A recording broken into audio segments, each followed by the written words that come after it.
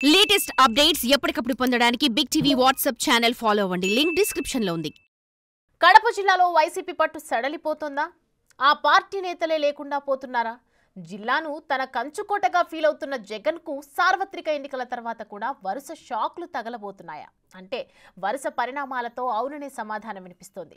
Assembly ఎన్నికల్లో జిల్లాలో ఊహించని ఫలితాలు చవిచూసిన వైసీపీకి పులివెందుల నీటి సంఘాల ఎన్నికల్లో చావు దెబ్బ తగిలింది. ఇక కడప కార్పొరేషన్ సైతం వైసీపీ చేజారడం ఖాయమైపోయింది. ఇక కీలకమైన మున్సిపాలిటీల్లో కూడా జగన్ కు షాకులు తగిలే పరిస్థితి కనిపిస్తుండడం చర్చనీయాంశంగా మారింది.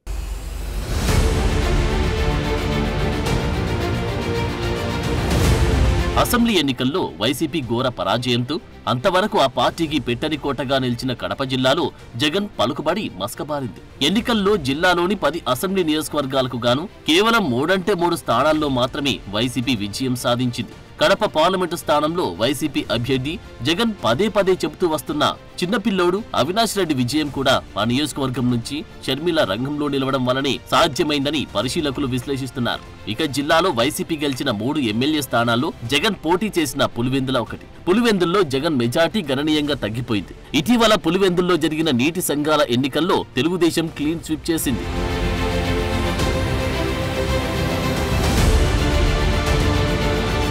ఇక కడప కార్పొరేషన్ సైతం వైసీపీ చేజారడం ఖాయమైపోయింది. వైసీపీ కార్పొరేటర్లు పెద్ద సంఖ్యలో ఆ పార్టీని వీడి తెలుగుదేశం గూటికి చేరుతున్నారు.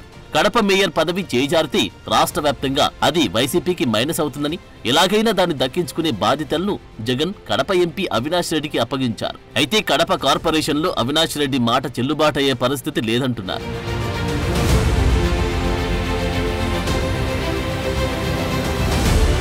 ఇక జిల్లాలోని మున్సిపాలిటీల వంతు వచ్చింది. పొద్దుటూరు మున్సిపాలిటీ టీడీపీ కైవసం చేసుకుంటుందనే ప్రచారం జోరుగా సాగుతోంది. ఖచ్చితంగా కౌన్సిల్లో మెజార్టీ సాధించి మున్సిపాలిటీపై టీడీపీ జెండా ఎగురవేయగలమనే నమ్మకంతో టీడీపీ నేతలున్నారట.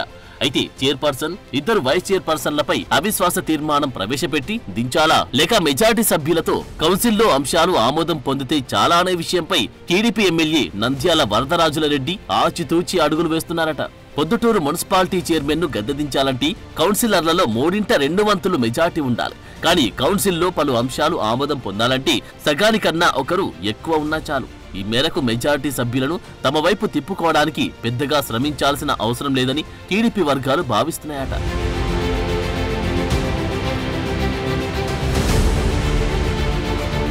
ఏపీలో వైసీపీ ప్రభుత్వం దిగిపోయి ఎన్డీఏ కూటమి అధికారంలోకి వచ్చి 6 నెలల కాలం గడిచిపోయింది. అయినా రాష్ట్రంలో స్థానిక సంస్థలైన కార్పొరేషన్లు, మున్సిపాలిటీలు, మండలాలు, పంచాయతీలు అధిక భాగం ఇంకా వైసీపీ చేతిలోనే ఉన్నాయి. అధికారం మారడంతో సహజంగా కొందరు వైసీపీ నుంచి టీడీపీలోకి జంప్ కావడం తప్ప ప్రత్యేకంగా టీడీపీ ఎమ్మెల్యేలు మున్సిపల్ పాలక మండలాలను దక్కించుకోవడంపై పెద్దగా దృష్టి పెట్టడం లేదంటున్నారు. మున్సిపల్ కౌన్సిల్ల పదవీకాలం ముగియడానికి ఇక కేవలం 1.5 సంవత్సరం మాత్రమే ఉంది. అందుకే పలువురు ఎమ్మెల్యేలు దృష్టి సారించడం లేదట. అదీకాక 4 ఏళ్లు పూర్తి కానిదే మున్సిపల్ చైర్మన్, మేయర్లపై అవిశ్వాస తీర్మానం పెట్టే ఆర్డినెన్స్ ను కూటమి ప్రభుత్వం తీసుకురానుందని టీడీపీ వర్గాలంటున్నాయి.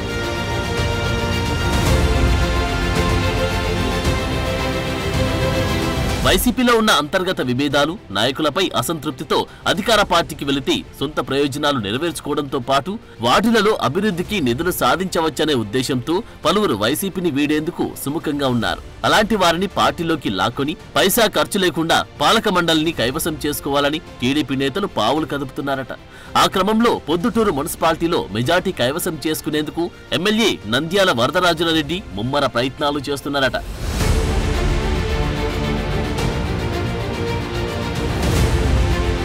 పొద్దుటూరు మున్సిపాలిటీలో 41 వార్డులున్నాయి. కేవలం ఒకే ఒక వార్డులో టీడీపీ కౌన్సిలర్ గెలుపొందారు. మిగతా 40 వార్డులను వైసీపీ దక్కించుకుంది. అందులో 11వ వార్డు నుంచి ఎన్నికైన రమేష్ యాదవ్ కు ఎమ్మెల్సీ పదవి రావడంతో ఆయన రాజీనామా చేశారు. అయితే టీడీపీ నుంచి గెలిచిన 33వ వార్డు కౌన్సిలర్ గాజుల శివజ్యోతి సాధారణ ఎన్నికలకు కొద్ది రోజుల ముందు వైసీపీలో చేరారు. అదే సమయంలో వైసీపీ ఎమ్మెల్యే రాచమల్లుపై అసమ్మతితో ఉన్న వైసీపీ కౌన్సిలర్లు 5 టీడీపీ గూటికి వచ్చారు. మరో కౌన్సిలర్ కాంగ్రెస్ లో చేరారు.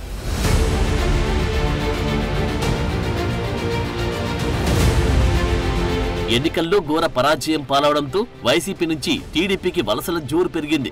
పలు విడతలుగా వైసీపీ కౌన్సిలర్లు టీడీపీ బాట పడుతున్నారు. మొత్తం ఇప్పటి వరకు 18 మంది టీడీపీలో చేరారట. అయితే కౌన్సిల్లో పై చేయి సాధించాలంటే 40 మందికి గాను 21 మంది ఉండాలి. అంటే మరో 3 వైసీపీ కౌన్సిలర్లు టీడీపీలో చేరితే కౌన్సిల్లో మెజార్టీ వస్తుంది. కౌన్సిల్లో అజెండాలోని అంశాలను ఆమోదించుకోవచ్చు అనే ఆలోచనలో టీడీపీ నేతలున్నారట.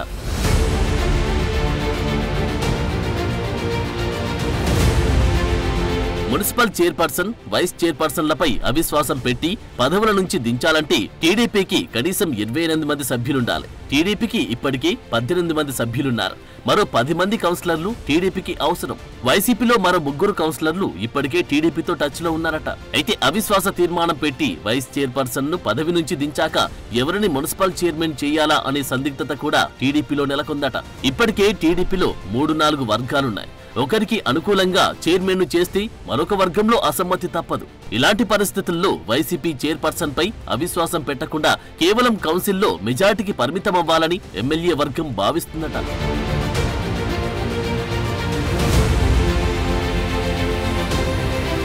మరోవైపు పొద్దుటూరు మున్సిపాలిటీ పీఠాన్ని కాపాడుకునే యత్నాలు వైసీపీ మొదలుపెట్టిందట. అందులో భాగంగానే చైర్పర్సన్ భీమినిపల్లి లక్ష్మీదేవి, ఆమె భర్త నాగరాజు టీడీపీలో చేరకుండా వారికున్న ఆర్థిక సమస్యలను పరిష్కరించుకునేందుకు మాజీ ఎమ్మెల్యే రాచమల్ల ప్రసాద్ రెడ్డి, ఆయన బావమర్ది మున్సిపల్ వైస్ చైర్మన్ బంగారెడ్డి ప్రయత్నిస్తున్నారట. అంతేకాకుండా వైసీపీ అధికారంలో ఉన్నప్పుడు లబ్ధి పొందిన కొందరు కౌన్సిలర్లు పార్టీ మారకుండా కట్టడి చేస్తున్నారట. కొందరు కౌన్సిలర్లకు తాము ఎన్నికల్లో పెట్టిన డబ్బు చెల్లించాకే పార్టీ మారాలని షరతులు పెడుతున్నారట. దీంతో కొంతమంది కౌన్సిలర్లు డబ్బులు చెల్లించే పరిస్థితి లేక విధిలేని పరిస్థితుల్లో వైసీపీలోనే కొనసాగుతున్నారట. మరి చూడాలి పొద్దుటూరు మున్సిపాలిటీ రాజకీయం ఏ మలుపులు తిరుగుతుందో.